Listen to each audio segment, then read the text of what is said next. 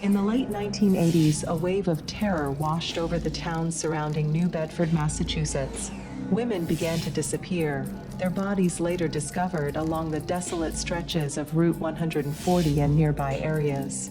The victims, many of whom were sex workers, shared a haunting connection, but the killer's identity remained a chilling mystery. This is the story of the New Bedford Highway Killer, a case that continues to baffle investigators and cast a shadow over the region. Hello everyone, and welcome to X by X Confidential. Thank you so much for tuning in to another deep dive into the dark and disturbing corners of true crime. Today, we're unraveling a particularly chilling case, so buckle up. In the coastal towns of New Bedford, Dartmouth, Freetown, and Westport, Massachusetts, a dark cloud settled in the late 1980s. It was a time when the ocean breeze carried whispers of fear, not the usual salty air. Women were disappearing, their lives abruptly cut short, leaving behind a trail of unanswered questions. You could feel the growing unease in the air. Our story begins in March of 1988, when 29-year-old Robin Lynn Rhodes vanished. Robin, who knew many of the women in New Bedford, was last seen by her friends. Little did they know that this would be the start of a terrifying mystery. Months passed, filled with worry and fear. Then, on July 3, 1988, a woman driving along Massachusetts Route 140 made a gruesome discovery. She had stopped to relieve herself in the woods when she stumbled upon the remains of 29-year-old Deborah Medeiros of Fall River. Her body was badly decomposed, lying on her back, her feet pointing towards the road. A bra was wrapped tightly around her neck. One can only imagine the horror that woman felt. The local police were called to the scene. You could hear the buzz of the radios and see the serious faces of the officers. They carefully collected evidence, searching for any clue that could lead them to the killer. The investigators' faces showed grim determination, but there was also a sense of fear of the unknown. The medical examiner's report confirmed everyone's worst fears. Deborah Medeiros had been strangled. This wasn't an accident, this was murder. And it wouldn't be the last. The summer of 1988 in southeastern Massachusetts was turning deadly, just weeks after Deborah Medeiros was found. On July 30th, 1988, two men riding motorcycles along Interstate 195 in Dartmouth made another disturbing discovery. Lying beside the busy highway was the nude body of 36-year-old Nancy Lee Paiva of New Bedford. Nancy had last been seen alive on July 7, 1988, walking home from a local bar called Whispers Pub after an argument with her boyfriend. Imagine her walking alone in the early morning hours, unaware of the danger that lurked nearby. Her loved ones must have been sick with worry when she didn't come home. Like Deborah, Nancy was found lying on her back with her feet pointing towards the highway. This detail sent a chill down the spines of the investigators. Was this a disturbing signature? A calling card from a cold-blooded killer? The thought that someone could do this, not once, but twice, was sickening.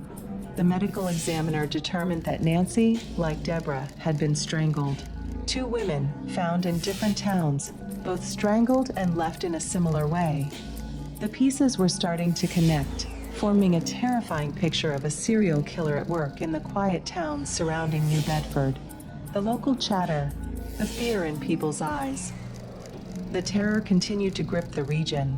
On November 8, 1988, a state highway crew working near the eastbound Reed Road ramp off Interstate 195 made a disturbing discovery. The nude body of 35-year-old Deborah Greenlaw DeMello was found in a wooded area, her clothing scattered in the trees. Deborah had last been seen in New Bedford on July 11, 1988.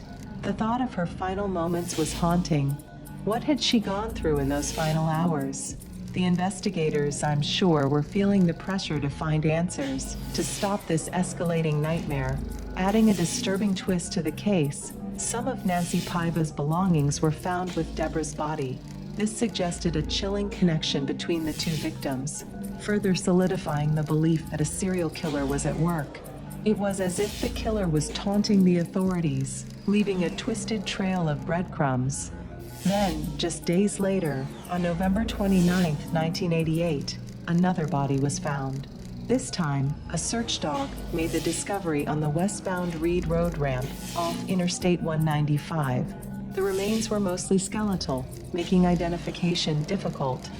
However, a fingerprint from a hand helped identify the victim as 25-year-old Dawn Mendez, who had last been seen on September 4, 1988, walking from her apartment to a family christening party in New Bedford.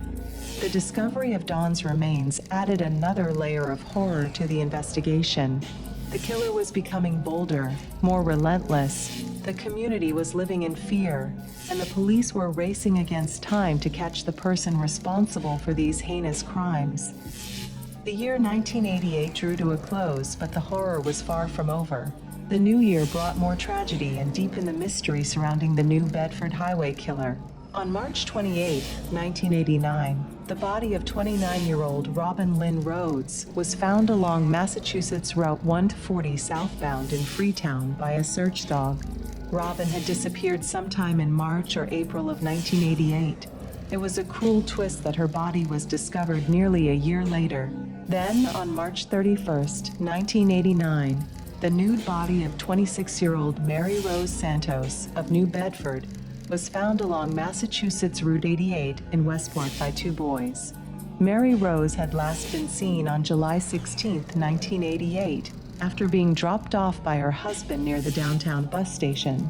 The final body linked to the highway killer was discovered on April 24, 1989. The nude body of 24-year-old Sandra Botelho was found in the woods along Interstate 195 in Marion. Sandra had reportedly left her apartment on August 11, 1988, and never returned.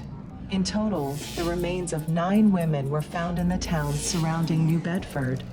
All of the victims had connections to New Bedford and were known to be sex workers or struggled with addiction. The similarities in the cases were undeniable, yet the killer remained elusive. The investigation into the New Bedford Highway Killer was complex and frustrating. Several suspects were investigated, but no one was ever definitively linked to the crimes. One early suspect was Anthony DeGrazia, a local construction worker.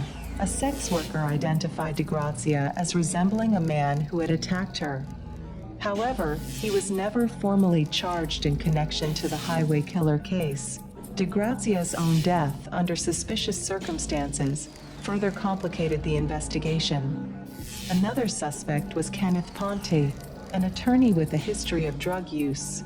Ponte was indicted for the murder of Rochelle Clifford Dopirola, but the charges were later dropped due to lack of evidence. Years later, while incarcerated for another murder, Daniel Thomas Tavares Jr. hinted at involvement in the highway killings. Despite the efforts of law enforcement, the New Bedford Highway Killer was never identified, and the case remains unsolved. The question of who was responsible for these brutal crimes continues to haunt the families of the victims and the community. Thank you all for joining me on X by X Confidential, as we explored the unsettling case of the New Bedford Highway Killer. I hope this episode has shed some light on this tragic story.